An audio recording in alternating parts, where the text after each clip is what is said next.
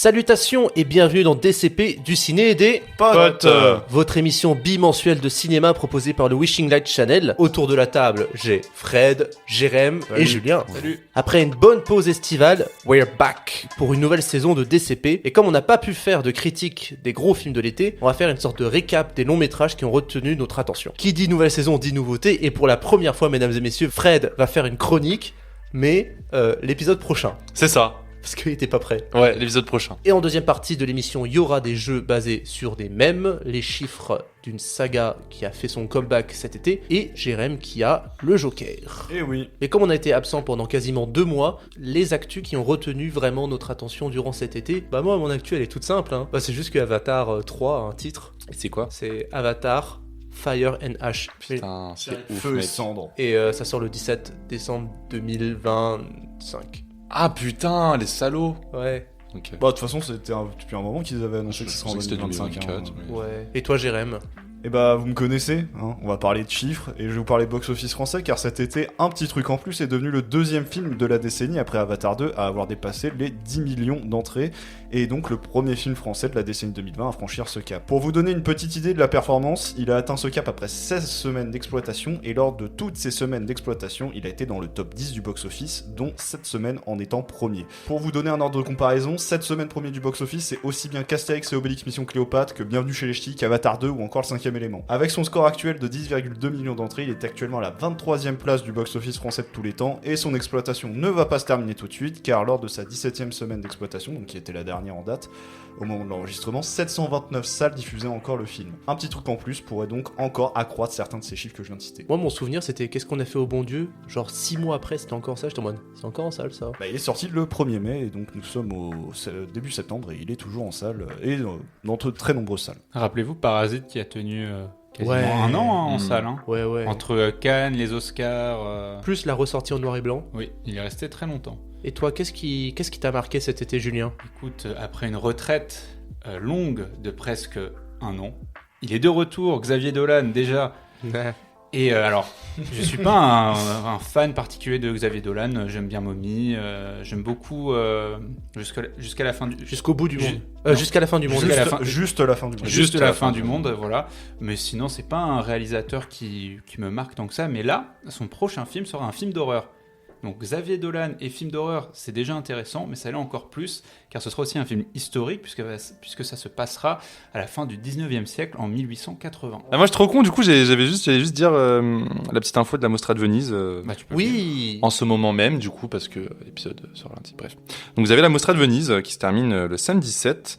Et ce qui retient un peu toute l'attention de tout le monde, c'est le nouveau film de Pedro Almodovar avec Tilda Swinton et Julianne Moore. C'est son premier film en anglais, si je crois bien, si je dis pas de bêtises. Il avait jamais fait de film en anglais. Bah, Son court-métrage. Bah, Oui, ouais, oui. c'est un court-métrage. C'est un court-métrage. Ouais. Hmm. Voilà. Donc il y a un peu ce film qui retient l'attention de tout le monde. Et puis ça se termine samedi. Maintenant, on passe au gros de l'émission quand même, parce qu'il y a quand même des films qui sont sortis cet été, qu'on a vus chacun dans notre coin. On va faire des grosses sorties en premier, et on va descendre petit à petit avec des films un peu plus obscurs que tout le monde n'a pas forcément vu. On va essayer d'être rapide et concis sur chaque film. On va essayer d'en parler maximum 4 minutes, et on finira avec le film qui a... Dérogation sur le dernier, je m'en fous. Hein. Voilà, qui a déchaîné les passions et qui crée la discorde au sein de DCP.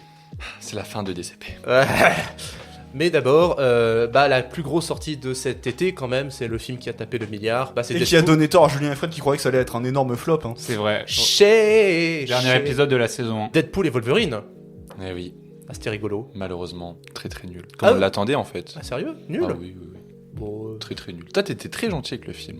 mais moi, j'ai bien rigolé en fait. C'est surtout ça. J'ai bien aimé le côté très méta. En même temps, c'est Deadpool. Mais oui, mais genre, Mais là, on c'est disait tout. ça dans le 1, c'était super drôle. Après le 2, on était en mode bon, on a compris Deadpool. Et le 3, c'est même chose quoi. C'est Mais là, le méta a un propos sur la façon dont les studios traitent les franchises. qui l'effleure un peu quand même. Genre, c'est un petit ça, truc. Ça l'effleure, mais c'est là. Alors que vraiment, Deadpool 1, c'est vraiment en mode je brise le 4ème mur, mais pour montrer ma bite. Tu vois, c'est. Là, ça va un peu plus loin, je trouve. Donc pour moi, c'est le meilleur des Deadpool, et puis j'ai rigolé. Vous, les gars? Alors moi j'ai dû le voir 2 fois pour me faire mon avis définitif. une fois seul et une fois j'ai été le revoir avec Owen, parce que en fait je savais pas si je devais voir le verre à moitié vide ou à moitié plein à la fin de mon premier visionnage. En gros, je me disais le méta était pas super bien géré et j'avais l'impression que parfois c'était genre un gros doigt d'honneur à tout ce qu'avait fait la Fox, alors qu'au final non, ça se veut plutôt comme un hommage, mais quand en premier visionnage je le ressens comme potentiellement un gros doigt d'honneur et une insulte à ce que tu t'appréciais dans les films de la Fox par moment. C'est que le film réussit pas forcément tout ce qu'il entreprend. Et autrement, les vannes sont moyennement drôles pour certaines, très drôles pour d'autres. Je trouve l'action pas forcément ouf. Enfin, je suis désolé, il y a pas de séquences d'action qui me paraissent notables. À part peut-être la toute première en séquence d'intro, mais voilà, c'est bien parce qu'il y a la musique, quoi. C'est tout. Et toi, Julien ? Moi, je l'ai pas vu. Voilà. Mais voilà, de toute façon, je suis un peu du même avis que Fred. Deadpool 1, c'était sympa. Enfin, j'avais 16 ans quand c'est sorti. Après, Deadpool, c'est assez faussement subversif. Je trouve c'est très briser le quatrième mur pour briser le quatrième mur. Et je me dis, quel intérêt de faire revenir Wolverine alors qu'il a vu plus ou moins sa fin avec Logan. Je partage un peu l'avis qu'avait fait c'est James Mangold, c'est ça ? Oui. Qui disait que c'était un peu salopé tout le travail qu'il avait pu faire, et je suis assez d'accord. C'est un peu opportuniste aussi de faire revenir un Wolverine comme ça. Surtout, ça n'a aucune cohérence, quoi. Moi, j'ai pas vu le film, donc je sais pas comment il le traite à l'intérieur, mais... Bah, tu vois, le film commence et disent, en fait, il n'y aura pas de cohérence dans ce film, et c'est pareil, on s'en bat les couilles. C'est vraiment le message, c'est qu'il n'y a aucune cohérence, ça ne veut rien dire. C'est on va kiffer. On va kiffer, mais il n'y a aucune cohérence, c'est pas grave, mais on s'en fout. Du coup. Puis j'avais déjà cette impression, mais ça c'était en voyant la bande-annonce, peut-être que j'ai pas vu, donc peut-être que la réalité me donne tort, mais j'ai l'impression que Deadpool ça a très peu de lieux et d'univers. Genre, j'ai l'impression que t'as un seul lieu tout le long du film, parce que t'avais dans le 1, genre j'ai le souvenir de l'autoroute dans le 1, sa maison et c'est tout, et des ennemis, des antagonistes qui sont assez peu marquants en général. Bah là c'est le fond vert vide. Voilà, et c'est vrai c'est que niveau effets spéciaux, mais ça c'est Marvel tout court, c'est que c'est horrible, les effets spéciaux sont horribles. Alors peut-être que dans le 1 ça pouvait justifier parce que c'était le tout premier, c'était un budget il me semble beaucoup moindre dans... C'est Sony ou la Fox ? Non, c'était la Fox. C'était la Fox, donc c'était un des budgets les plus petits il me semble dans ce qui se faisait en film de super-héros à l'époque, mais bon maintenant... Ah bah quand il coûte 200 millions, en film rated R 200 millions, ça c'était plus vu depuis Watchmen. On va enchaîner, on a parlé d'un film à gros budget très moche. On va parler d'un film blockbuster avec un budget plutôt moindre. Plus raisonnable. Mais très très beau quand même. Oui. Alien Romulus, Et c'est oui. très très beau quand même. C'est très très beau, Alien Romulus. C'est beau. C'est très très beau, mais ça va pas au bout de ses idées, je suis désolé. Oh. Ah, attends, non. J'ai pas adoré Alien Romulus par contre, j'étais un peu déçu à la fin de mon visionnage. Ouais. Parce que j'ai un peu l'impression que ça restait quand même un blockbuster qui n'allait pas plus loin, quoi. Qui restait un peu dans les règles classiques. Et du coup, j'étais un peu déçu. J'aurais aimé que ça aille plus loin parce que je trouvais que ça amorçait plein d'idées sympas. J'avais l'impression de me retrouver devant un film qui adaptait Alien Isolation, le jeu, et que j'aime vraiment beaucoup. Et donc voilà, j'ai pris mon pied, mise en scène des trucs assez intéressants. On retrouve Fede Alvarez, mais j'ai l'impression que voilà, le film est resté vraiment cantonné à un film blockbuster qui allait pas au bout de ses idées, comme tu pouvais le dire. Ouais. Niveau technique, j'ai rien à redire au film, je trouve la photographie magnifique, etc. Mais il y a certaines idées qui sont exploitées, qui sont pas exploitées jusqu'au bout. Moi, le truc le plus important du film que je retiens, c'est qu'il y a une putain d'imprimante 3D qui fait des facehuggers. T'en as jamais entendu parler avant, t'en entendras jamais parler après. Tu la vois juste, ça revient jamais dans le film. Alors que t'aurais pu avoir un truc, une putain de scène d'horreur avec ça en mode, je sais pas, moi, il y a un méchant qui essaye d'imprimer plein de facehuggers. Bah, le cyborg, pas cyborg, Andy le faux Michael Bean là. Michael Bean, non, Yann Holm, oui, pardon. Le faux Yann Holm. Le faux Yann Holm, ouais. Moi, ce que je retiens surtout, en fait, c'est un peu l'excuse que je trouve à Alien Romulus, c'est-à-dire que déjà, ça s'inscrit dans une saga, dans un genre d'horreur qui est très codé, et ça s'inscrit dans une saga qui est elle-même ultra codée, c'est-à-dire que quand tu rentres dans Alien, il y a un cahier des charges qui est ultra respecté, ce qui est un peu dommage, hein, parce que le film a pas la volonté de envoyer chier le cahier des charges, c'est-à-dire que t'as toujours ce quatrième acte, t'as toujours cette femme forte, t'as toujours ces séquences-là avec l'androïde, et du coup, résultat des courses, tu sais pertinemment ce à quoi tu t'attends. Le film est pas spécialement surprenant sur ce point-là, mais par contre, tout ce qu'il entreprend, il le fait plutôt très bien, je trouve. Il y a quelques trucs un peu gros et un peu nuls. Je pense à une chute dans le vide, bah non. Enfin, on va pas spoiler, mais non. Tout ce que j'ai vu dans le film me plaisait. Et je trouve qu'en plus, niveau peur, j'ai bien flippé. Surtout à la fin. Je regardais Julien en mode, tu l'as pas vu ? Non, j'ai pas vu non. Romulus. J'avoue Faut que que- Alien, j'ai vu que le premier de Ridley Scott. Bah, tu peux quand même le voir. En plus, je Ouais, crois je sais, que ça se passe entre le... Bah, c'est juste après le 1, je crois. Oui. Logiquement, Je par prendrai l'occasion de le rattraper, mais je trouve qu'Alien, à part celui de Scott, ça m'a jamais attiré plus que ça. Moi, je vous conseillerais plutôt le jeu. En fait, c'est trop marrant. Quand je pense à Alien, je pense vraiment au jeu Isolation qui est genre génial. Tu ressens vraiment la peur juste d'un alien, quoi. Et j'ai ressenti ça dans le film, donc. Bah, c'est plutôt une réussite. Parce que du coup, dans ce film-là, ce qui était cool dans les autres aliens, c'est que ça, surtout James Cameron, dans la version de James Cameron, c'est qu'en gros, on peut tuer l'alien, enfin, tout le monde se bat contre l'alien, ça devient une sorte de gros film d'action. Et Alien Isolation, le jeu, tu comprends qu'en fait, tu ne peux que fuir l'alien. Et donc, Alien Romulus a choisi ce côté-là, quoi. C'est chaos. Enfin, si, il y a une petite baston un peu, mais il y a beaucoup de course-poursuite, un peu de fuite, quoi. Oui, Il y a aucun moment le personnage au début se dit, bon, bah, je vais me battre contre eux. Bah après, le Romulus, pour le coup, ça se veut vraiment comme un 8e passager, pour le coup. Ouais. Moi, c'est le reproche que je peux lui faire, c'est qu'il y a le côté synthétique où ça reprend des idées à droite à gauche de tous les aliens, surtout dans le dernier acte. Mais dans l'ensemble, c'est un film qui veut être le 8e passager. Et c'était ce qui était chouette avec la saga Alien avant, c'est que chaque film était un peu unique en son genre. Indépendant. Et là, celui-ci, justement, à vouloir trop être synthétique, est-ce qu'il est vraiment unique en son genre ? Pas tant que ça. On quitte les blockbusters, même si en soi, le film suivant est un gros film, surtout qu'il a fait beaucoup parler de lui à Cannes et que visuellement c'est quand même très impressionnant. Pour moi, c'est déjà le meilleur film de l'année, mais c'est déjà la 3e fois que je dis que c'est le meilleur film de l'année. Emilia Pérez. Oui, Emilia Pérez. Excellent, de bout en bout, happé de bout en bout, c'était exceptionnel. Je peux le voir une 2e fois, une 3e fois si tu veux, quand tu veux. Explosif. Moi, je l'ai vu un peu il y a longtemps, donc j'ai un petit souvenir un peu plus flou. Mais c'est vrai que lors de mon visionnage, ouais, c'était génial. J'ai vraiment adoré. J'ai trouvé le côté musical assez sans intérêt, personnellement. Ah. Ouais, je trouve que... alors, déjà, je trouve le film bien. C'est du Audiard. Visuellement, c'est très beau. J'aime beaucoup les musiques aussi. Ça joue peut-être sur le fait que ce soit de l'espagnol. On n'a pas l'habitude d'entendre de la chanson espagnole dans une comédie musicale. Mais j'ai l'impression que tu pourras enlever toutes les parties musicales du film et le film tient quand même debout. Donc pour moi, en fait, c'est vraiment un truc qui est ajouté comme ça. Et ça, pour moi, une comédie musicale, c'est pas ça. C'est-à-dire que si tes musiques, tes chorégraphies ne font pas avancer le scénario et l'univers, tu peux t'en dispenser. Le film a été vendu comme ça de base, parce qu'on veut pas trop vendre de la comédie musicale maintenant. Et voilà. Donc c'est-à-dire que j'ai apprécié. Hein, genre, je trouve que la séquence d'introduction avec la musique et tout est superbe. Mais en sortant du film, je me suis dit, bah, j'aurais pu enlever toutes les séquences musicales. Ça me serait revenu un peu au même. Moi, de ce que j'avais compris, c'est que Audiard était pas très familier avec la comédie musicale. Surtout que c'est quelqu'un qui critiquait un peu le genre. Donc c'est vrai qu'il a peut-être voulu tenter un truc et qu'il s'est pas forcément dit, putain, il faut que les numéros musicaux apportent quelque chose, quoi. Que ça fasse avancer un truc comme une bonne comédie musicale. Pour le coup, moi, j'ai quand même kiffé. Enfin, j'ai kiffé mes moments, les numéros, mais effectivement. Ouais. Puis je trouve que l'intrigue est vraiment brillante à suivre. Et en fait, ce qui soutient le film, c'est les personnages. Et je trouve que chaque personnage est assez brillamment écrit, à chacun à sa manière. Le personnage d'Emilia Pérez. Voilà, le film prend le thème de la transidentité à bras-le-corps et en fait il en fait un vrai récit thriller de mafioso qui perd son identité mais qui veut regagner sa place au sein de sa famille.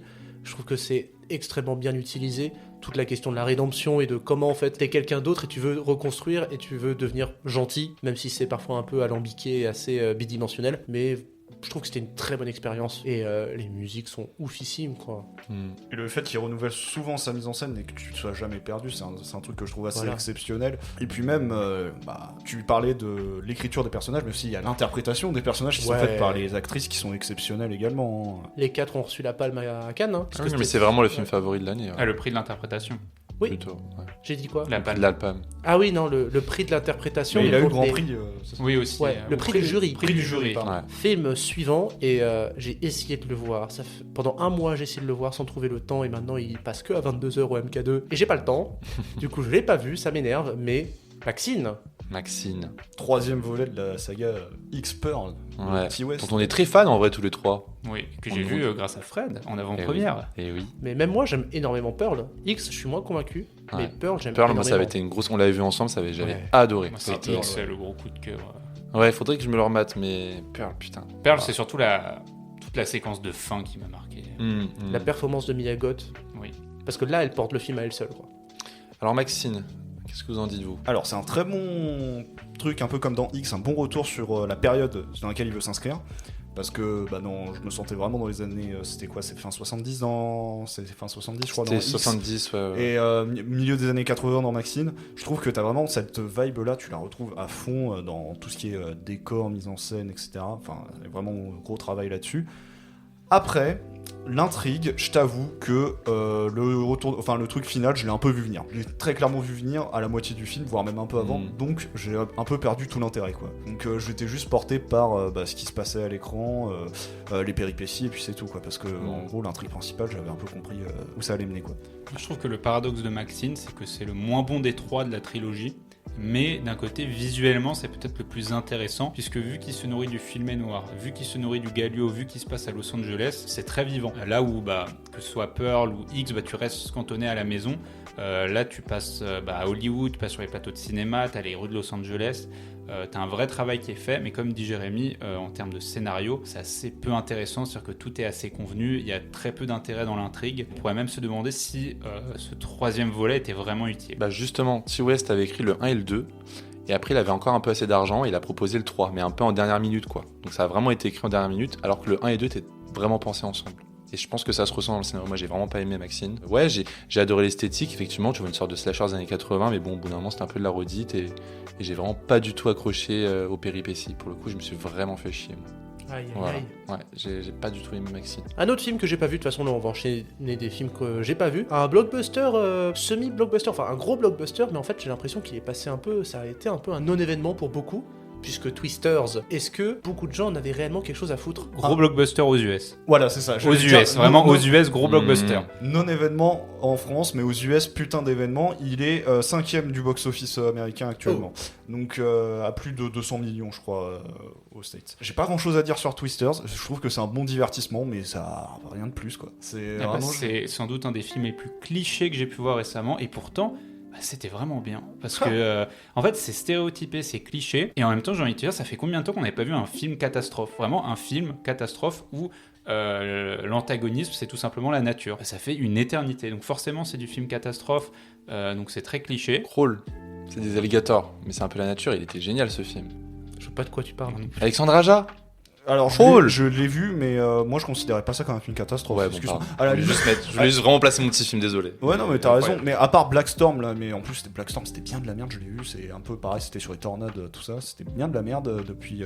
Donc, depuis Twisters, Twister, premier du nom, on n'avait pas forcément vu de gros films, en tout cas sur les tornades. Après, autrement, t'as tout ce qui est le jour d'après, 2012. 2012, tu le considères comme une catastrophe un peu.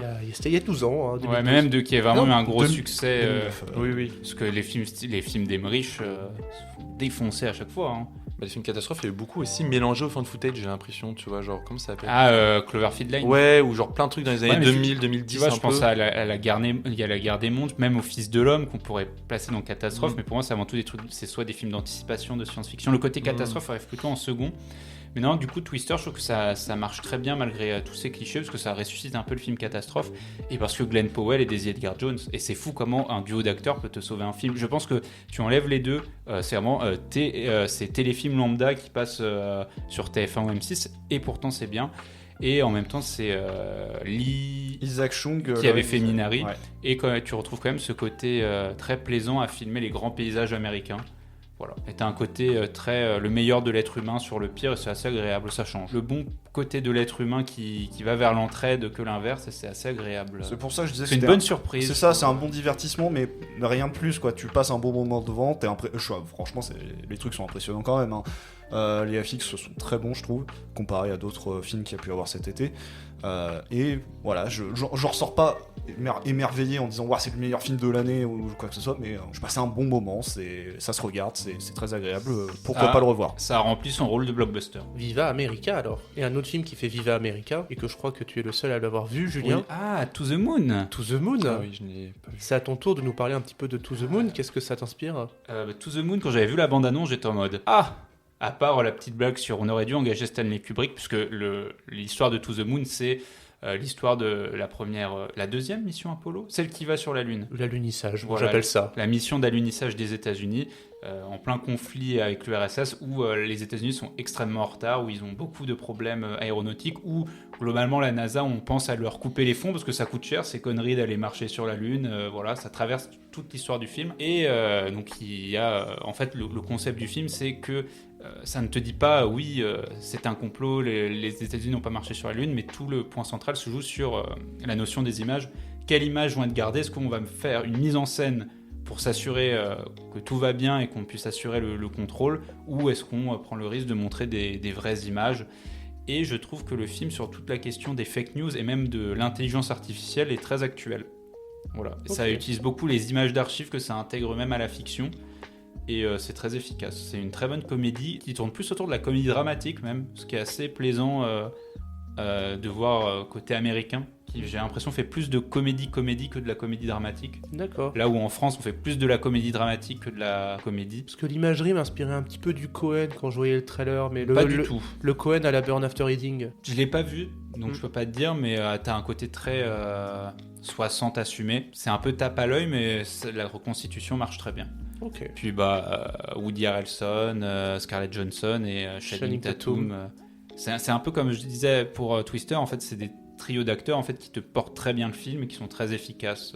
Mais le film a fait un flop. Ouais, mais c'est bien dommage que c'est vraiment très agréable. C'est un bon divertissement.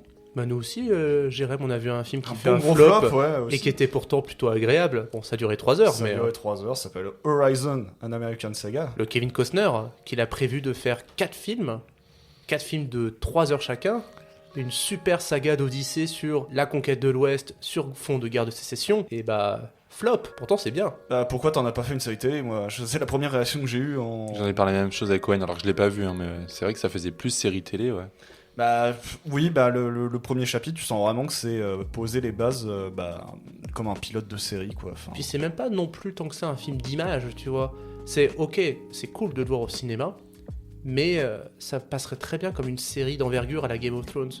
Ouais, mais tu vois, un western, pour moi, c'est lié au cinéma, j'imagine vraiment Ah bah, pas bien un évidemment, petit western sur petit écran. Enfin, il y a des séries, hein, mais... C'est pour ça que Après, Kevin Costner sort de Yellowstone. Est-ce qu'il a Voilà. peut-être vécu une mauvaise expérience sur le il y a- mode de la série? Je sais pas. il y est retourné, donc...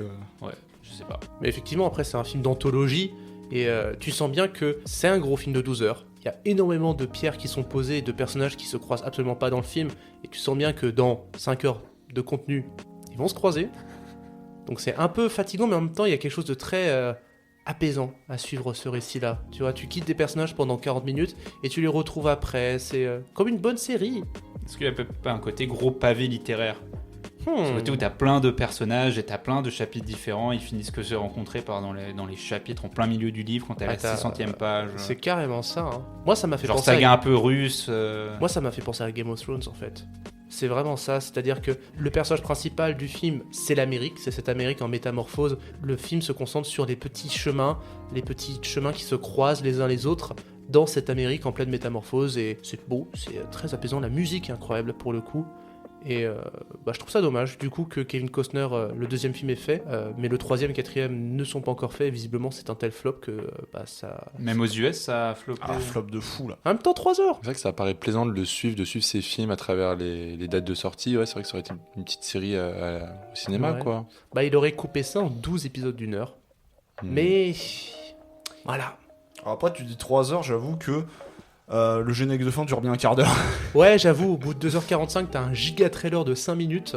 sur ce qui va se passer dans les films d'après, quoi. Voilà. Ok. Et après, t'as le générique qui dure 10 minutes. Après, ça s'est déjà vu. Hein. C'était Coppola avec Le Parrain qui l'avait adapté en série. Hein. Ouais, Donc pourquoi pas, si ça a retenté de le remonter pour faire un format série, si là ça fonctionne, tourner la suite. ouais, Ce effectivement. sera assez étonnant comme Démarche. de voir un film qui débute au cinéma et qui finit en série, mais pourquoi Ce pas. serait assez révélateur finalement de la façon dont On consomme. le cinéma se meut face aux habitudes de consommation. Moi, j'espère qu'il arrivera au bout de son projet quand même, parce que ça a l'air d'être un truc qui lui tient à cœur. Et vu son âge, j'imagine que c'est vraiment l'acte final de sa cinématographie. Bref, on est resté un peu longtemps sur Horizon. On va enchaîner avec un petit film français. Moi, le trailer me donnait très envie. Et puis Karim Leclou, film sur la paternité, le roman de Jim. Qui l'a vu ici? Julien et moi.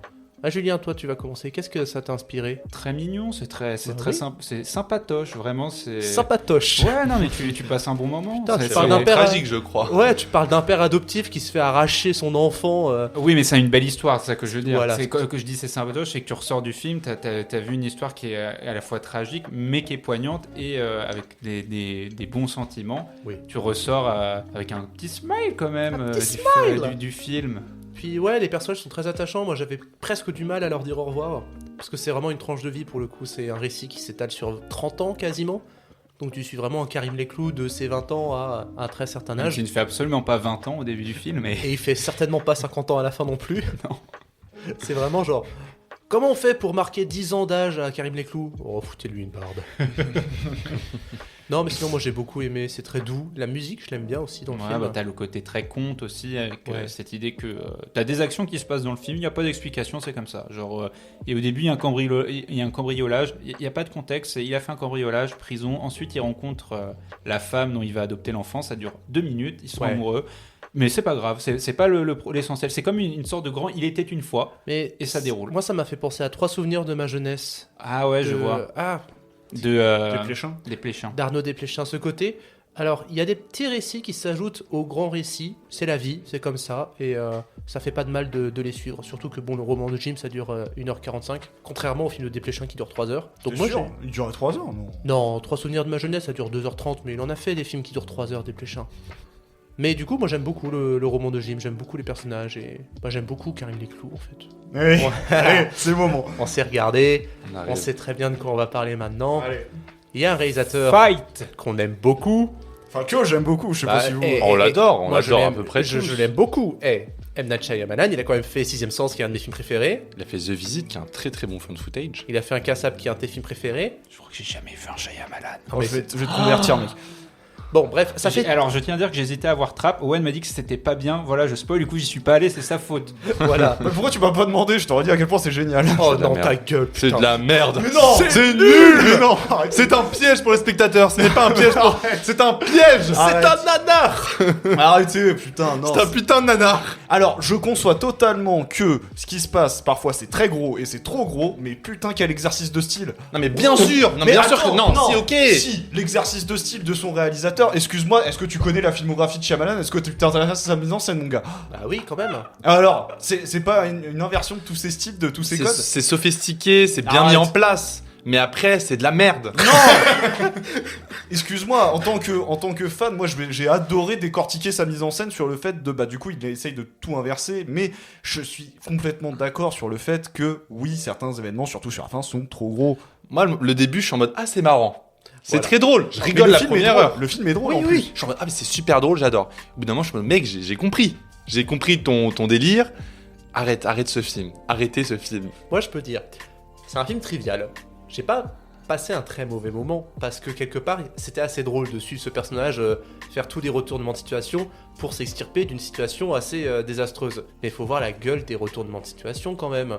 Parce qu'en fait, moi, ce qui me terrifie avec Shyamalan, j'ai pas vu de Shyamalan depuis Glass. Donc je me trompe peut-être sur des films comme Old. Mais j'ai l'impression que c'est un film de péripéties et c'est un film où Shyamalan il s'est dit oh putain, j'ai une idée, je vais retrouver tous les sortes de retournements que je peux faire pour que ça soit un peu trivial, mais en attendant les personnages, on s'en bat les couilles, les thématiques, y a rien. Attends quoi? Y a pas de. De thématiques. Attends, la thématique de Shyamalan, c'est la peur. Et là, tu suis un personnage qui n'a jamais peur. Bah, C'est justement une inversion de son style aussi. mais Attends, excuse-moi. non mais si c'est juste ça, le fait que t'aimes bien le film, c'est genre je suis désolé, il y a énormément de gros trucs, le personnage n'a aucune Mais sensibilité. je l'ai dit 2 fois déjà que je considère que oui, il y a des trucs qui sont trop gros, mais c'est juste, j'ai apprécié en fait le fait qu'il essaye de changer sa manière de faire. Le personnage est un psychopathe. Et vraiment, le seul point qu'on dit, c'est ah oui, j'ai des problèmes avec ma mère. C'est dit dans le film, genre oui, j'ai des problèmes avec ma mère, il a eu des problèmes avec sa mère, et voilà, tu vois. Et vraiment, je crois que le film en fait a été fait que pour la chanteuse dans le film, qui est la fille de Non, Shyamalan. arrête. Et il a un peu fait un film pour sa fille. C'est un peu Un ce que peu. tout le monde dit, quoi. C'est que c'est vraiment la BO est géniale. Moi, j'ai bien aimé la petite musique et tout, génial. Musique pop. Ouais, musique pop, j'ai vraiment kiffé mon petit moment, mais c'est vraiment un film pour sa fille, quoi. C'est genre, ouais, je fais croquer le diamant, je suis Shyamalan, je fais un petit film, je mets ma fille en vedette, et hop, quoi. Enfin, c'est un peu ça. C'était un peu l'occasion, quand même, de mettre en valeur sa fille. Il a essayé de faire un film, ça s'est cassé la Non. gueule, c'était drôle, et je me suis fait chier. Comment ça, c'est cassé la gueule? Il fonctionne très bien le film. Alors, excuse-moi, mais. Ouais, malheureusement. Je vais mentir, j'en ai vu un Shyamalan, j'ai vu After Earth. Oh bah t'as vu le pire, putain. T'as vu le pire. T'as vraiment celui que j'exècre Ouais, le plus. j'aime bien, j'enfonce le clou à la fin là. Non, on est un peu méchant avec Trap. Moi, j'ai vu effectivement que c'est un film qui est réalisé par un grand réalisateur. Ça, effectivement, c'est bien mis en scène, c'est bien amené, c'est vrai que c'est sophistiqué, c'est bien fait. Mais je me suis fait chier, au bout d'un moment, j'en pouvais plus, j'ai compris le truc, j'ai compris la blague, le nanar. J'en pouvais plus, je voulais juste partir. Encore une fois, c'est trivial. On peut pas dire qu'on se fait chier, mais à un moment donné, tu te prends du recul et tu te dis mais merde en fait. t'as un peu l'impression de te faire prendre pour un ego quand même. Ouais, un peu. Mais Shyamalan, il est candide. De toute façon, il est candide. Même encore à 50 balais, alors qu'il fait des films qui se traitent de la relation père-fille, il est encore candide. Bah, Il serait excuse-moi. peut-être temps de se réveiller parce que bon, le coup de la tarte à la fin du film, quand t'en es à ce point persuadé que t'es le roi du twist et que ça fait 20 ans que tu construis ta filmographie là-dessus. Mais attends, Là, il a un peu Shyamalan, arrêté, quand même. Non, arrête, Shyamalan, ça a jamais été le roi du twist, excuse-moi. Il y a plein de films où il y en a pas. Non, là, je suis d'accord, depuis quelques temps, tu vois, là, j'ai regardé No Quête de cabine, et tu vois, ça marche un peu comme dans Trap, c'est qu'il t'annonce directement le truc un peu particulier du film, et va pas te jouer un twist, quoi. Ouais. C'est juste que nous, on est habitués, effectivement, moi, je suis allé le voir, je me dis, est-ce qu'il y a un twist à la fin? Parce que je suis tellement habitué à le relier au twist, mais en fait, non, il fait pas que ça c'est vrai. On se convaincra pas l'un et Ah, l'autre. ça, c'est Ouais, non. On est content, après, t'es vraiment fan de Shyamalan, et si t'as vu quelque chose de bien dans ce film, s'il a tenté des trucs nouveaux, trop bien. Moi, je me suis fait chier. Je peux pas dire que je me suis fait chier.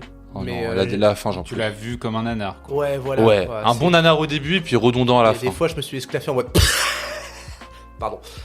Mais Julien, voilà, si tu veux voir du Shyamalan, tu regardes la trilogie Incassable, Split, Glass, c'est exceptionnel, c'est une des meilleures trilogies qui The existe. Visit, très bon fun The footage. Visit, super Puis cool. bon, sixième sens, c'est quand Sixième même. sens. Sixième le Sens, classique, après, ça le fait partie classique. des films que j'ai pas vus, mais que je connais de long en large sans l'avoir vu. Et tu Bah, connais le ouais. twist. Oui, mais même sans connaître le twist, j'ai vu les scènes, je sais comment le film s'organise. Non, et puis sixième Ouais, le sens, twist à la fin, c'est que c'est son père.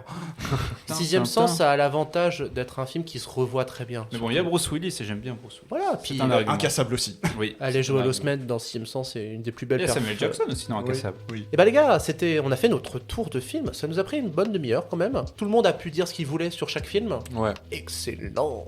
Bon bah voilà. En tout cas, on a parlé de 10 films de cet été. Il y a beaucoup de films qui sont plus en salle. Mais bon, il y a encore quelques trucs. Il y a Alien. Il y a quoi qui reste encore? Ah, Emilia Perez qui vient de sortir. Voilà, Deadpool, je pense qu'il est encore là Il est pour encore en quelques temps. salle, Trappe quelques salles aussi, quelques séances. Bah, allez voir des films. Cet été, c'était chargé, c'était plutôt chouette. Aller au cinéma. Voilà. Mais en attendant, on passe à la deuxième partie de l'émission. On va faire des jeux, des chiffres. Alors, je disais... Je suis de retour toute la saison encore avec mes chiffres, je vais vous faire chier. Il y a une saga qui est revenue, il y a Jérém qui est revenu, donc on va parler de... Alien, la saga Alien en chiffres pour cette émission de rentrée. J'ai voulu me pencher sur cette saga. Donc, à savoir que je n'ai pas compté les films Alien vs Predator dans ces chiffres, car je sais que pour certains, ces films font partie de la saga. Mais bon, Wikipédia étant dans la même idée que moi, c'est-à-dire que les Alien vs Predator n'en font pas partie, je les ai pas considérés. Commençons, la saga Alien, c'est 7 films. Le premier Alien sorti en 79 et le dernier en date, Alien Romulus, sorti cet été. La saga est donc sur les écrans depuis 45 ans, avec en moyenne un film tous les 7 ans et demi. L'attente la plus courte entre deux films de la saga fut celle entre Alien 3 et Alien la Résurrection, et entre Prometheus et Alien Covenant, films entre lesquels il a fallu attendre 5 ans à chaque fois. Et l'attente la plus longue fut celle entre Alien la Résurrection et Prometheus, puisqu'il a fallu attendre 15 ans entre ces deux films. Voilà. J'ose pas imaginer les gens qui ont attendu Prometheus. Ah, 15 ans, t'imagines? Après, les gens adorent Prometheus. Enfin, t'as beaucoup de ces. Moi j'aime beaucoup Prometheus. Ah, voilà. Hein? Ouais. On va pas refaire un débat. Non. 5, c'est le nombre de réalisateurs différents qui se sont occupés de la saga. Ridley Scott est le seul à avoir réalisé plusieurs films de la saga en ayant réalisé 3, Alien, Prometheus et Alien Covenant. Citons les 4 autres réalisateurs ayant porté la pierre à l'édifice de la saga quand même. James Cameron pour Aliens, David Fincher dont ce fut le premier film pour Alien 3, le français Jean-Pierre Jeunet pour Alien la Résurrection et enfin Fede Alvarez pour Alien Romulus. D'ailleurs, on peut noter que chacun des 5 réalisateurs s'étant attelés à la saga sont d'une nationalité différente. C'est vrai, c'est Eh oui. cool. 14h02, c'est la durée qu'il vous faudra pour regarder l'entièreté de la saga avec la version cinéma. Car si vous voulez regarder les films avec l'édition spéciale de 2003, qui est l'édition qui a défini les versions longues des 4 premiers films, il vous faudra 14h56, soit 54 minutes de plus, donc autant le faire. Les films de la saga Alien, c'est 219 nominations dans des cérémonies de récompenses, dont 60 victoires, soit à peu près 27% de victoires, donc 3 Oscars, 1 pour Alien avec les meilleurs effets visuels, et 2 pour Aliens, avec une nouvelle fois les meilleurs effets visuels, mais également le meilleur montage sonore. Passons aux notes IMDb de la saga. Le film le mieux noté de la saga, selon vous, c'est lequel? Bah, le 8ème passager. Le premier, ouais. Ouais, en effet, avec 8,5. Et le moins bien noté, selon vous, c'est le qui? Covenant. Covenant ou Prometheus? C'est Alien la Résurrection avec 6,2. Ah ouais, les gens sur 10. détestaient. Ah, ça picote un peu. Et donc, Dommage. à savoir que les films de la saga sont en moyenne notés 7,19 sur 10 sur IMDb, ce qui est plutôt correct, très très correct d'ailleurs. Sachez par ailleurs que tous les films de la saga sont interdits aux moins de 12 ans en France, jamais eu d'avertissement ou quoi que ce soit, et que tous les films de la saga sont rated R aux US bien évidemment. Évoquons les budgets des films aliens. Le film ayant eu le plus petit budget, c'est le tout premier, effectivement, avec 11 millions de dollars de budget, tandis que le film le plus cher de la saga revient à La résurrection. Prometheus, Ah bah oui. avec 130 millions de dollars de budget, soit quasi 12 fois le film du budget du premier Alien. Au total, la saga est budgétée à 461 millions de dollars. Prometheus représente donc à lui seul plus d'un quart, 28% pour être précis, du budget total de la saga. Et en vrai, tu les vois parce que Prometheus, c'est un beau film. Je l'ai pas vu. C'est le seul truc que je peux lui accorder. Ok, oui, il est beau. Allez. Il est beau. Parlons box-office maintenant. Les chiffres d'Alien Romulus sont pris en compte et arrêtés à la mise à jour des box-office du lundi 26 août. Je préfère le préciser quand même. Les films Alien ont engrangé près de 1,6 milliard de dollars de recettes mondiales, dont quasi 550 millions aux USA. Tous les films de la saga ont dépassé les 100 millions de recettes mondiales, mais il n'y a pour l'instant qu'un seul film qui a dépassé les 100 millions de recettes aux USA, c'est Prometheus, avec ses 126 millions. À savoir que Alien Romulus est en passe de les atteindre dans les prochains jours, potentiellement. Et à l'inverse, c'est Alien la Résurrection qui a fait le moins de recettes aux États-Unis avec un peu moins de 48 millions. Pour l'instant, c'est toujours Prometheus qui a fait le plus de recettes mondiales avec plus de 403 millions, mais il y a fort à parier qu'Alien Romulus se rapproche de ce score, voire le dépasse, puisqu'il fait un carton en Chine. À l'inverse, c'est Alien 3 qui a fait le moins de recettes mondiales avec un peu moins de 160 millions. En ce qui concerne le box-office français, tous les films ont dépassé le million d'entrées en fin de carrière. Pour l'instant, Alien Romulus n'y est pas, mais avec ses quasi 686 000 entrées, il devrait y parvenir. Le film ayant fait le plus d'entrées en France, c'est un peu sans surprise car c'est un peu le chauvinisme français qui parle, puisqu'il s'agit d'Alien la Résurrection, avec 2 845 095 entrées, soit à peine 40 000 entrées de plus que le tout premier Alien, qui est deuxième. C'est vrai que Jeunet, fin 90, début 2000, en France, il était ultra bankable, hein, parce que jusqu'à Amélie Poulain, qui était quand même dernier jour des fiançailles. Ouais, même un long dimanche de fiançailles, Dimanche, qui est sorti juste après. C'était des super cartons en France. A l'inverse, le film ayant fait le moins bon score en France, peut-être que ça deviendra Alien Romulus lors de sa fin de carrière, mais pour l'instant, c'est Alien Covenant avec pas loin de 1,3 million d'entrées. Et la saga Alien en France, c'est 12,8 millions d'entrées. Voilà, passons sur nos chiffres de la saga, et vous allez voir que ça va être très rapide. Parmi nous, seul Owen et moi avons vu tous les films de la saga. Je sais pas si t'as fait Alien Isolation. Non. Au moins, on a vu le médium principal du film. Fred est juste derrière, puisque le seul film de la saga qu'il n'a pas vu, c'est Prometheus. Ouais, je me le réserve pour une occasion. Ouais, tu t'es fait Covenant quand même, mon pauvre. Ouais, c'est chaud. Hein. Covenant, j'ai détesté. Ah, c'est une catastrophe. C'est une catastrophe ambulant ce film. Quant à Julien, il ne considère pas vraiment la saga, puisque comme il a dit tout à l'heure, il n'a vu que le premier film Alien. J'aime bien. C'est très bien. Ah oui, non, après, il est très bien. C'est le meilleur. Et jouer à Alien Isolation. Très bon jeu.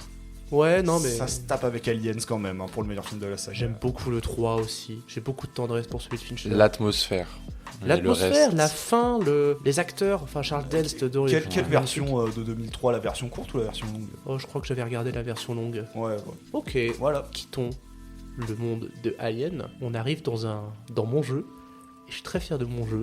J'ai eu l'idée pendant les vacances. Il y a un truc dont on se rend pas trop compte quand on regarde des films. Je m'en suis rendu compte quand on allait voir Spider-Man 3 avec Jérémy. Oui, lors des Spider Thursday, là, les Spider jeudi là. Tous les jeudis, il y avait un film Spider-Man au cinéma. Nous, on allait voir le 3. Et c'est à quel point ce film est gangréné par les mèmes. On peut plus regarder Spider-Man 3 sans rire aux mèmes. C'est pas possible en fait. Il y a le classique tu vas chialer déjà dedans. Donc... Et du coup, on peut pas. En fait, il y a des mèmes qui sont devenus tellement gros qu'ils ont obstrué le film. Et on s'en demanderait presque, mais d'où vient ce mème? C'est ça le jeu dont on va faire aujourd'hui. Mais c'est vrai que je pense que ça nous est tous déjà arrivé de découvrir un film, de voir une séquence et faire. Tu vois DiCaprio dans Once Upon a Time. Oui. Et comme ça devant ta télé, tu fais mais il vient de là le même. Bah ouais. Bah voilà. Parce que pendant le film, tu l'as pas capté parce que c'était dans le flux du film. Mais en fait, Internet l'a tellement grossi que bah voilà, il est hors contexte. Ouais. Donc voilà, c'est ça le jeu. Je vais vous faire passer des mèmes, des extraits de mèmes audio, parce que bon, on est quand même dans un podcast, hein, je peux pas vous montrer des images, et vous allez devoir deviner d'où vient ce film. Ça va plus être un jeu de rapidité en vrai, parce que je pense qu'avec votre petit bagage, ça va se faire assez vite. Mais je suis pas trop un mème d'internet, moi je suis pas trop. Ah, t'es pas trop un mème lord. Je suis pas trop un mème, ouais. T'es pas un roi du mème? Ouais, je suis pas un roi du mème. Bah on va bien s'amuser quand même. Alright. J'ai 14 extraits audio. Ouf. Ouais, il y a de la matière. C'est des extraits qui sont très courts de toute manière. Le premier, c'est un peu le père des mèmes. Bon bah Jérém a été plus rapide. Ouais, Star Wars épisode 4, c'est dans le 4. Perdu, c'est pas dans le 4. Ah, c'est dans le 5, putain. C'est épisode 6. Oui, c'est l'épisode 6. Ah merde, c'est le général Akbar. Un deuxième extrait d'un autre film. Paraît que t'as des propos intolérables. Où il n'y a pas de tolérance. C'est donc pas que c'est pas bien d'être raciste? C'est un des films les plus mémés de l'histoire, Ah ouais, la classe américaine. Ouais. qui est un putain de chef-d'œuvre de toute manière. J'ai jamais aimé la classe américaine, Ah ça ouais me fait pas rire, genre j'ai pas Oh, du tout cet zut. humour. Genre je l'ai regardé, j'étais en mode, j'étais au cinéma, il passe une émission spéciale. Ah. Je suis allé voir, j'ai fait bah Ah bon ouais c'est marrant, enfin quoi c'est ça, ça fait une sorte de YouTube poupe mais Enculé de ta race. ouais non, franchement, c'est pas du tout mon humour genre. Oh, c'est dommage. Moi, ça. Non je sais que ça te fait marrer de ouf ouais. Ouais. Un autre extrait. T'es le roi des cons au pays des emmerdeurs. Un petit Nos jours con heureux. Ouais. casse-couille qui prend la tête, d'accord? Hein? Un espèce de petit enculé de merdeux qui chiale sa race toute la journée. Voilà ce que t'es. Connard. Incroyable. De temps en temps, j'ai pris des extraits en VO. En voici un parce que en VF, en français, il est pas très connu, mais en VO, par contre, aux États-Unis, c'est quelque chose. Bah, Jérém, C'est dans Spider-Man, premier du nom de Sam Raimi. c'est ça. D'ailleurs, ça a été réutilisé dans No Way Home. Un moment, t'as Norman Osborn qui fait I'm something of scientist myself. Je savais même pas qu'il y avait un même sur ça. Ok. Si. Des millions. Des millions, hein, vous êtes charmante. Mais vous voyez ce que ça fait déjà 1 million, Armina? C'est le premier OSS, c'est le carnet d'espions. Parfait. On va commencer à rentrer un petit peu dans des mèmes un peu plus obscurs. Enfin, c'est des gros mèmes, mais les films en soi, ça nous revient moins. Dodson est parmi nous, Dodson est là. Tout le monde s'en Tout le monde s'en fout, c'est dans Jurassic Park. Bah oui. Tu le connais pas ce mème-là? Genre tout le monde s'en Le mec fout. aux toilettes. Non, c'est. Genre, tu sais, ils sont assis à une table, et le gars il lève les épaules en mode. Tout le monde s'en fout. Ah non je l'ai pas du tout. Oh là là. Je suis pas allé voir que dans du cinéma. Non, pas ça. Non. C'est The Office. Oui, C'est la première VF. Oui, c'était le piège. Parce qu'en VO, il a la voix plus aiguë, mais ça, c'est la VF de The Office, le fameux. Ah oui ok. Ah d'accord. Je pensais à un jeu vidéo, j'étais en mode mais quel jeu vidéo fait ça genre. J'avoue, je suis pas allé voir dans les jeux vidéo, pourtant, des mèmes dans les jeux vidéo, il y en a un. Ah oui. Étalon du cul. Étalon du cul. C'est dans quoi ça? C'est dans Borderlands, non? Exactement. Doublé par le génial. Christophe Lemoine. Exactement. Bon, on revient à un autre jeu. Oui. Oh oui. Tu la sens, ma grosse intelligence. Tiens. Bah, du coup c'est Jim Carrey, c'est le masque. Non, C'est pas dans les Aventures du coup? exactement, c'est dans S Ventura, détective pour chien et flic, je sais plus quoi. Détective, chien et chat. Voilà. De toute façon, dès qu'on entend Emmanuel Curtil, en général, on a Jim Carrey. Alors, on a eu des extraits en anglais, on a eu des extraits en français.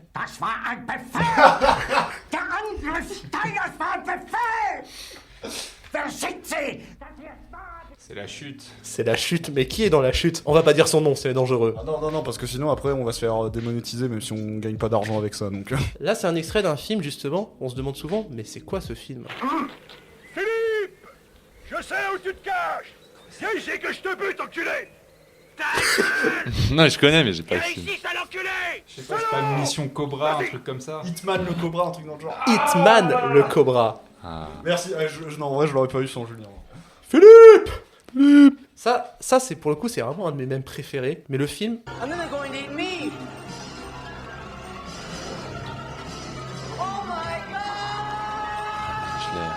J'ai pas le film. C'est pas Troll 2? oui.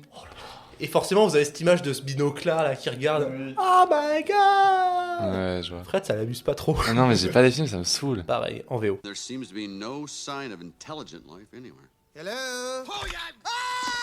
C'est dans Toy Story.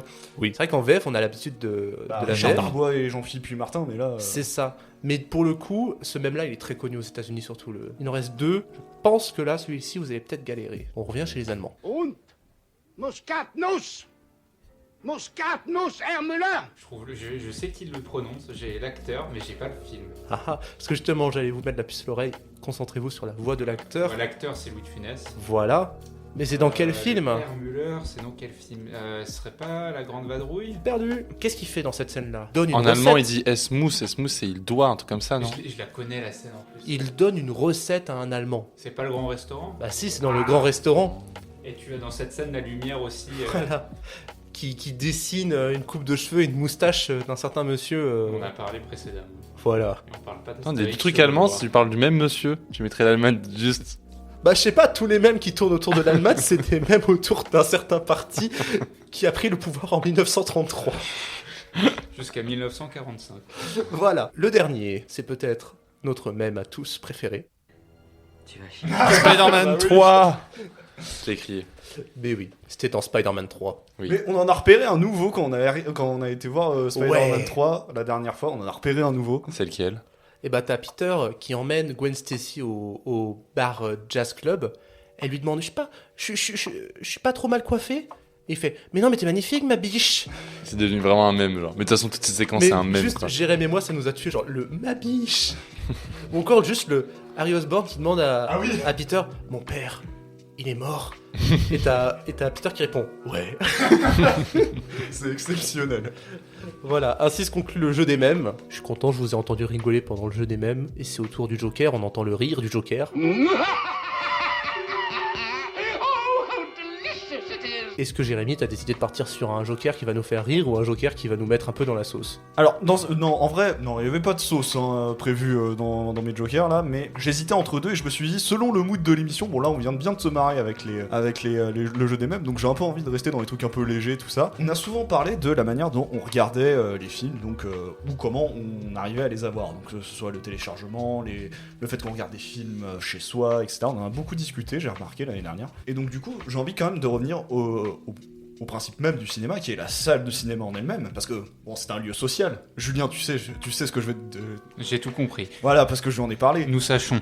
Tu sais, Pas moi. c'est un lieu social, le cinéma, donc du coup, il se passe parfois des petits événements, et j'ai envie qu'on discute un peu de ces événements imprévus de salle. Je n'ai pas vécu ces choses. Ah bon? Non. Ah ouais, tes séances de cinéma se sont toujours déroulées Écoute, le pire que j'ai eu, c'était les gens qui avaient les jambes en l'air avec leurs pieds nus, qui buvaient leur vodka et fumaient leurs cigarettes électroniques.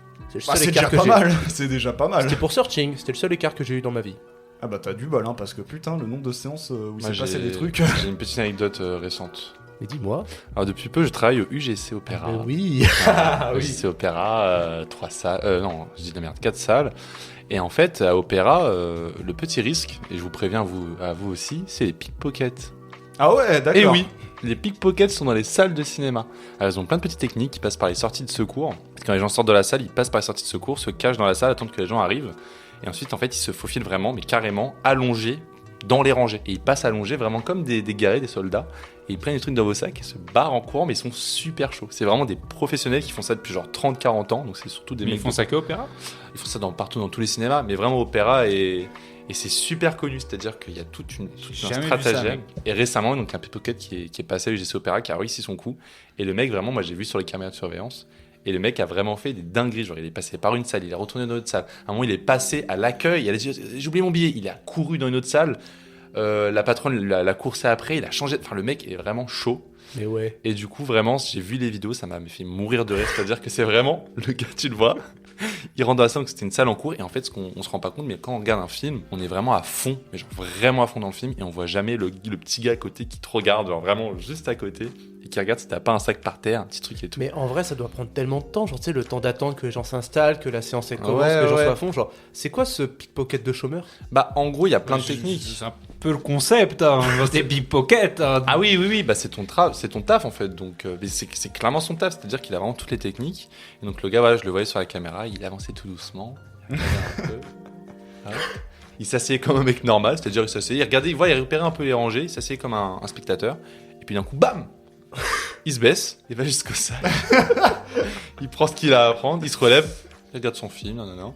Puis après il fait genre qu'il va aux toilettes, je sais pas, un truc comme ça, et il se casse. Et c'est Incroyable. vraiment mais fou. Et des fois, en fait, il y a plein de situations hyper drôles dont on m'a parlé. C'est-à-dire que certains vraiment rentraient dans la salle, il y avait personne, et en fait, ils prenaient une sorte de gros manteau noir, se cachaient dans un petit coin pour pas être vus, quoi.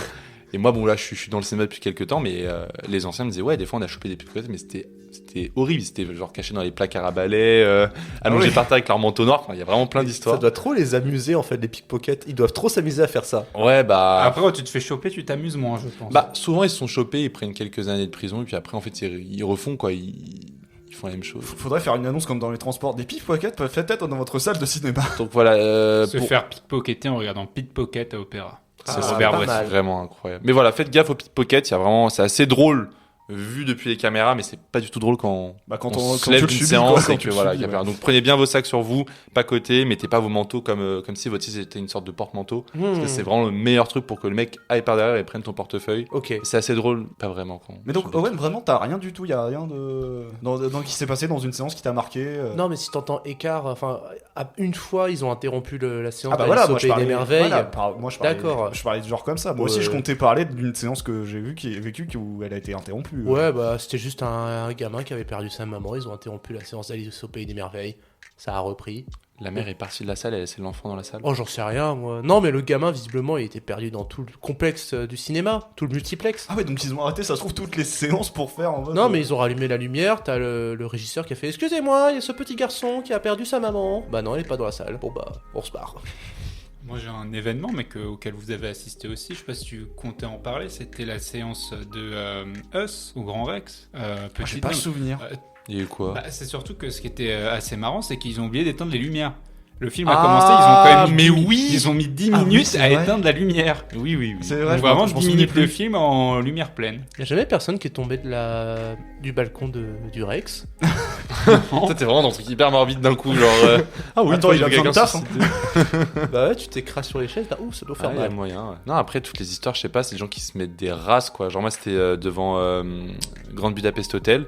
T'avais une meuf qui était vraiment tout à l'avant. Et vraiment, elle s'est allongée sur 2-3 sièges. Elle a ouvert une bouteille de vin. J'ai vraiment entendu le bouchon, genre, pop. Et pendant toute la séance, tu la voyais, genre. Et elle s'est tapée toute la bouteille de vin rouge. Devant le sens. Mais genre, elle a été vraiment. Elle a pas du tout fait chier, quoi. Elle a pas fait de bruit. Elle était juste allongée en train de boire sa petite bouteille. Ouais, elle faisait pas chier le monde, mais. Elle faisait pas chier. Elle était tout devant. Il y avait personne à l'avant. Bon. Moi j'aime bien m'allonger au MK2. Vu que Mm. c'est des sièges doubles, je rabats le truc, je mets mon sac comme oreiller et je suis là devant le film, genre comme si j'étais sur mon canapé. Pour ouvrir une petite bouteille de vin. Et ça. Mais je me mets sur les coins, moi, vraiment sur les Mm. bords, le bord à droite. Et Jérém, toi Bah alors, parce que du coup, moi, si je comptais parler de l'interruption de séance que j'évoquais juste avant. Bon, c'était pas un super film, hein, c'était Tenet en plus. Hein. C'est con de l'avoir qu'on me l'ait interrompu comme ça. Avec Mathieu, non? Ouais, c'est ça. J'aime Tu vois pas quelle séance je trop parle. ce sarcasme. Qu'est-ce qui se passe? Moi, je connais Non, l'histoire. mais je t'en ai parlé de l'interruption venge de séance, trappe. Non, mais c'est juste que tu émets un avis négatif sur Tenet qui est un très bon film. Ouais, bien sûr. Ouais. Si tu veux. Si tu Relance veux. sur trappe. Hein. Si tu veux. Il s'est avéré que nous sommes allés voir Tenet en avant-première avec un ami. Il s'est avéré que que j'appellerais des adolescents un peu cons ont décidé de foutre la merde pendant la séance. À un moment donné, c'était trop. Il y a quelqu'un qui a dû aller chercher un agent du cinéma. Tu m'étonnes, la petite agente de cinéma qui arrive face à une dizaine de jeunes qui en avaient un peu rien à foutre. Bien sûr qu'elle a rien pu faire et que du coup ils ont dû appeler la sécurité, arrêter de filmer, allumer les lumières, tout ça, et on a bien attendu un bon 10 minutes qu'ils se cassent. Donc à un moment donné tout le monde en avait un peu marre, donc du coup tout le monde a commencé à leur gueuler dessus parce qu'on avait un peu marre et on avait quand même envie que le film reprenne. Bah Quand ouais, même. c'est vachement bien Tenet en même temps. Donc voilà, non mais ça arrive, tu vois. Donc rappelons que le cinéma est un lieu social, mais que quand même, vous êtes pas chez vous, quoi. Du coup, moi j'ai la question inverse. Est-ce que vous avez déjà réussi à avoir une séance où vous êtes tout seul? Oui. Ah oui. Ah. C'était quoi le film? C'était Bambi. Ah. Le matin au MK2, il le passait tous les matins, les samedis. Je suis allé, j'étais seul. Eh ben moi c'était il y a pas si longtemps, c'est quand j'ai vu Monstres et compagnie au MK2 quand il le Voilà, diffusé. toutes les séances le matin. Ouais, c'était un matin, ouais. Ouais, Ouais, moi aussi souvent, c'était là. un dessin animé. C'était Mais Angry voilà. Birds 2.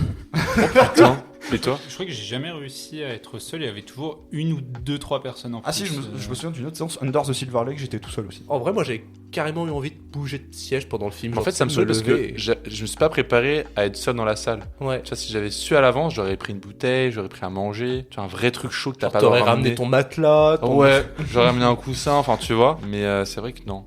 Non, sinon, c'est des trucs un peu chauds dans des salles. Bon, moi j'ai quand même eu le droit 2 fois. Il y a une deuxième fois qui s'est ajoutée à des personnes qui étaient littéralement en train de faire leurs ébats sexuels dans la salle, donc bon. Mais ça, ce qu'ils savent pas, c'est que tous les cinémas ont des caméras dans les salles. Qu'en fait, les agents voient tout. Et du coup, quelqu'un qui baisse dans une salle, il va se faire choper. Parce et... que, ouais.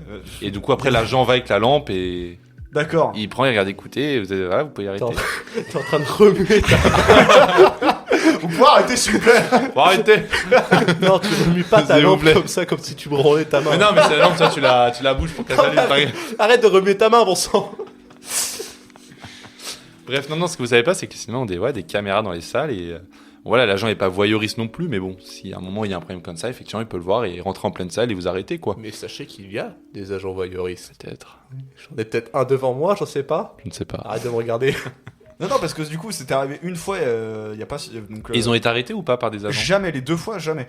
Les 2 fois, en fait, ça s'est déroulé à peu près de la même manière. C'est que, une fois qu'ils avaient fini leur truc, ils se sont barrés de la salle, en fait. En fait, ce qui serait génial, c'est de les interrompre et faire bon, les gars, vous arrêtez. Enfin, tu vois, et je pense que t'interromps quelqu'un Ouais, mais en train de dans une salle, il est vraiment gêné, quoi. Ouais, mais perso, j'ai autre chose à foutre. Moi, je regarde le film. Moi, franchement, vas-y, ça serait trop marrant. Moi, je me lève et tu sais, j'avance très lentement vers eux. Genre, tu sais, en mode, est-ce qu'il sort, est-ce qu'il va nous voir? Et genre, tu sais, j'allume ma lampe torche et je les regarde intensément. En mode, c'est chelou un peu. C'est lui le voyeur, c'est lui le voyeur. C'est toi. C'est chelou un peu là. j'avoue, mais juste pour faire chier. Et donc, du coup, ouais, la dernière fois, c'était il y a pas si longtemps parce que c'était pour Kinds of Madness. Ouais, ça tu m'avais dit. Ouais, c'était vraiment pas longtemps alors. Mais tu vois, du coup, la technique, c'est qu'ils étaient toujours vraiment la dernière rangée du fond, où ils s'en battaient Alors- les couilles et se mettaient vraiment sur les sièges devant. Alors, la première fois que c'est arrivé, ils étaient derrière moi, mais j'ai capté le truc. Et pour le Kinds of Madness, ils étaient devant moi. Oh putain, relou. Quoi d'autre? Bah, des coupures de courant, c'est déjà arrivé. Moi, c'était devant Climax. L'écran s'est coupé et c'était vraiment une scène hyper intense. Et du coup, ça m'a grave fait du bien. Je fais une petite pause de 10 minutes. Puis ils ont relancé. Ah, moi aussi, c'est arrivé, c'était sur le dernier duel. Genre, le générique de fin s'est lancé, il y a eu coupure, ça va, c'était le bol. Et est-ce que vous avez déjà eu une projo en pellicule et la pellicule crame? Moi, ça m'est déjà arrivé. Toi aussi? Non. Moi, j'ai un souvenir, c'est quand j'avais vu Arthur et les Minimoys. Je sais qu'à un moment, ça a sauté. Et après, il y a eu, mais ça a pas duré longtemps, hein, c'est reparti directement, mais il y a eu un saut. C'était de la pellicule. Voilà, c'est pas Je sais pas. Ouais, Donc, on c'est était en peut-être- 2006, hein. Ah, ouais, C'est ouais. peut-être, sinon, c'était peut-être numérique, mais en tout cas, ça a sauté genre 2-3 secondes et c'est reparti. Mais dis-toi que quasiment, allez, pas encore, mais 80% des cinémas étaient passés au numérique en 2010, hein. Donc en 2006, c'était très probable encore de voir des Oh. séances en pellicule. Ok. On se rend pas compte peut-être, mais les films qu'on voyait quand on était gamin, quand on avait 4-5 ans, c'était très certainement des séances en pellicule pour le coup. On a un peu dévié, mais Non, et du coup, peut-être dernière question, on va essayer d'être concis là-dessus. Qu'est-ce que vous pensez des cinémas qui se vantent un peu d'avoir une ambiance un peu stade de foot sur je certaines déteste séances ça. Merci, on est d'accord. J'adore. Moi je déteste. Pour C'est-à-dire les que grosses sagas, au Grand Rex, tu sais très bien que c'est un film que tu vas, genre, tu t'en fous. Ouais, mais que les gens qui s'en vantent en mode ouais, on a une putain d'ambiance. Je suis désolé, moi quand je vais voir un film, j'ai eu de la chance, c'est pour ça que j'ai évité d'ailleurs les séances genre Endgame à minuit le premier Franchement, jour. c'était génial. Hein. Les gens étaient respectueux, on créait juste au bon moment. Et non, franchement, ça s'est super bien passé. Ouais, hein. mais moi, C'était ça la me meilleure fout expérience un peu. de cinéma que j'ai eu de ma vie, genre. Tu vois. moi je t'avoue que Seigneur des Anneaux, en fait, tu me proposes de voir la version longue au cinéma, je dis ok, ça me fait plaisir. Mais si tu me proposes de retirer tous les gens qui hurlent, je suis très content aussi. Moi, Il y je suis a- assez d'accord avec vous deux, je vois pas trop l'intérêt. Pas, autant j'adore les ambiances de stade en plus, hein, mais au stade, quoi, c'est bien. Pour le foot, Ouais, pour le bah, sport. enfin, pour le foot, pour le sport, quand t'es dans ta fan zone au JO, c'est très bien. Mais je t'avoue, au cinéma, surtout que je vois pas trop l'intérêt à s'extasier, quoi. Ouais. Ça fait faire très aigri, mais quand je vois tout le monde s'extasier, parce que il y a il y a les 3 autres Spider-Man et tout le monde explose dans la salle. Ouais, ok. Mais ça, c'est un truc très dans la culture américaine, j'ai l'impression, parce qu'aux États-Unis, il y a beaucoup ça. Hein. Oui, oui. Mais le pire étant, je dis ça, mais le pire étant pour les animés où des fois, c'est Ouais, là, c'est sauvage. chaud. Ouais. Vous vous souvenez des gens qui ont commencé un duel de boxe devant Ah, Creed 3? Ouais. Mais parce qu'ils sont cons, les gens, ils voient de Ouais, la boxe, ils veulent se fight. là, on va au-delà du sujet, c'est-à-dire qu'au-delà de apprécier le film et de s'enjailler dans le film, c'est des cons. Mais ouais, non, moi, une bonne séance, je suis toujours plus heureux quand la séance est quasi vide, en fait. Je suis très heureux quand j'ai une salle très grande pour moi tout seul. Et plus il y a de gens, plus ça m'emmerde. Ok. Voilà. Donc, genre une salle blindée un premier soir, t'es un peu chaud. J'aime pas. C'était un peu Tout ça le matin, c'est bien le Riverdale. Ouais, mais c'est pour ça aussi que j'évite d'aller voir les films le jour même, le soir, parce que je sais que ça va être blindé, que je vais être serré, que je vais avoir chaud, et voilà. Paradoxalement, j'ai souvent eu plus de soucis dans des salles avec moins de monde quand c'est blindé, tu vois. Genre quand c'est des salles mais vraiment blindées, genre salle comble, genre Dune ou Avatar. Alors est-ce que c'est peut-être parce que vu que la salle est grande, tellement grande, que les bruits sont disposés, que le son est très fort que t'entends pas. Mais je sais que moi, pour avoir fait des petites salles, genre petites salles de quartier, il n'y a pas grand monde, mais du coup, vu que c'est petit, t'entends tout, quoi. Donc, En fait, les gens peut-être n'osent pas aussi faire les cons avec genre la plus grande salle je remplie, sais quoi. Bloc. Oh bah Tenet, Ah oui. je te dis, la salle était blindée. Hein. Donc, Ouais, certains osent alors. Bah, ils étaient très bêtes. oh, ça fait boomer comme réflexion un peu. Ouais. C'est très bête. Ah bah oui, là dis donc, moi de mon temps, les enfants ils se tenaient à bien. Hein. C'était super bête là. Ouais, tu cries au cinéma, une petite claque et hop, tu te remets devant le film. C'est vraiment ça fait ça, ouais. Je ne cautionne pas les violences Ah, ok. de ce type. Bah écoute, c'était très drôle en tout cas comme Oui. Joker. Ouais, voilà, l'autre Joker, ça sera pour une prochaine fois, c'est l'autre que j'avais en Tu tête. le donnes ça à sera pour qui une prochaine fois. Et pour la prochaine émission, Fred, tu vas avoir du taf parce que je vais te le donner. Oh non. Oh Ok. zut. Oh zut. Oh zut, il aura une chronique. Et Oh un non, Joker. C'est con ça. Oh, fou même. Ainsi se conclut ce premier épisode de la saison 2. Mhm. On est à la saison 2 et donc on est de retour dans 2 semaines pour un nouvel épisode. En attendant, vous pouvez toujours nous retrouver sur Spotify, sur Deezer, sur Apple Music, sur Insta et sur... TikTok. Et ça Pour y est, de vrai cette fois. Et ça y est, il s'est mis à faire du contenu. Là, je lui ai envoyé une trentaine de shorts. Et ah oui, on est sur YouTube aussi. Bref, Oui. on vous fait des grosses bises. On se voit dans 2 semaines. Tchuss. Salut. Tchuss.